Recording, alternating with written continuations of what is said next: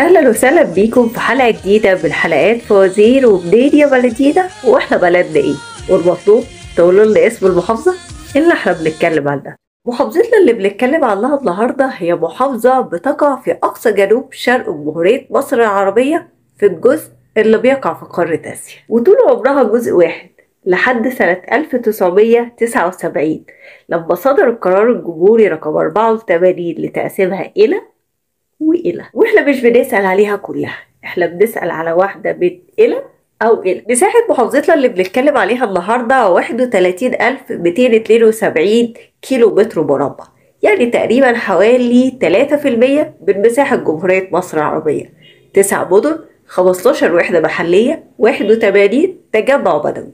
عدد سكانها حوالي 116825 نسمة. أنعم الله على محافظتنا بالعديد من مظاهر الجمال، فلها شواطئ بتمتد بطول يصل إلى 600 كيلو متر على الخليجين. يبقى انتوا كده عرفتوا الحل.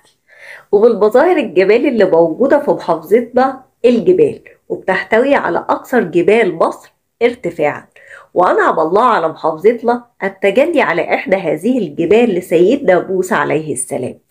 انتوا كده عرفتوا العاصمة. أنا عايزة المحافظة. تتميز محافظتنا بأن فيها حوالي 25% من إجمالي المحميات الطبيعية اللي موجودة في جمهورية مصر العربية. طبعا مش هقدر أتكلم وأرصد تاريخ محافظتنا، لأن محافظتنا لعبت دور تاريخي هام جدا في حياة مصر والمصريين، فكان على أرضها تمشي الجيوش، وعلى أرضها دارت الكثير والكثير من المعارك، وسالت دماء كثير من شبابنا. عاصمة محافظتنا اللي بنتكلم عنها النهاردة اللي أكيد كلكم عرفتوها هي أقدم مدينة موجودة في محافظتنا، وشهدت العديد والعديد من الأحداث والتطورات التاريخية.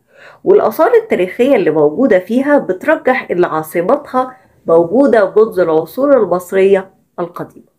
ومن الآثار الإسلامية اللي موجودة في محافظتنا بناء إسلامي موجود في عاصمة محافظتنا، وده كان البناء الرئيسي لمصر في العصر المملوكي، وكان ميناء السويس في ذلك الوقت هو ميناء عسكري فقط.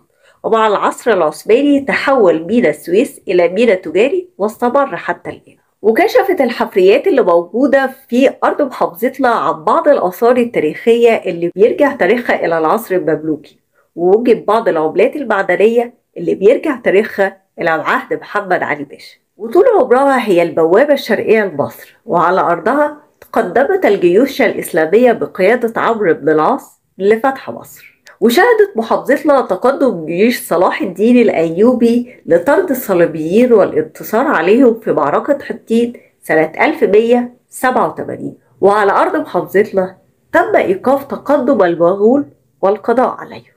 وفي سنة 1858 ميلاديا أسس سعيد باشا الحجر الصحي في عاصمة محافظتنا للحجاج. وفي سنة 1910 بدأت عمليات الحفر والتنقيب عن البترول.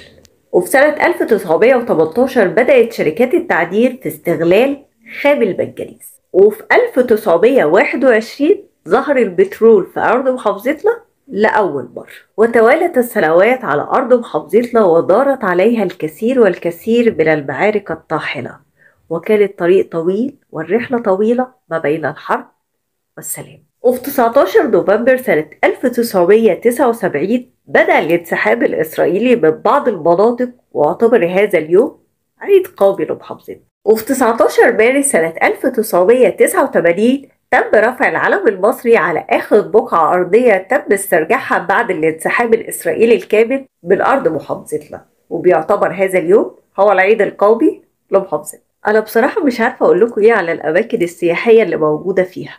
أكيد انتوا كلكم عرفتوا محافظتنا ومش محتاجين إن أنا أوضح أكتر من كده، بس أنا عايزة أقول لكم إن محافظتنا فيها اهتمام عند أصحاب الديانات الثلاثة: دير سانت كاترين، جبل موسى، ودير البنات. من أشهر الأماكن السياحية اللي موجودة في محافظتنا قلعة صلاح الدين اللي موجودة في نص البحر، وبتركب لها مركب عشان تقدر تروحها وتستمتع بيها.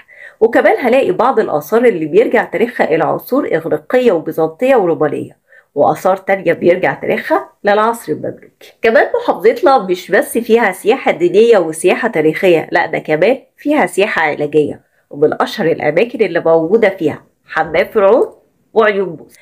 طبعا ده غير الأنشطة اللي انت ممكن تعملها، وهي السفاري والغوص والتمتع بالمحميات الطبيعية. عرفتوها ورحتوها ولا لأ؟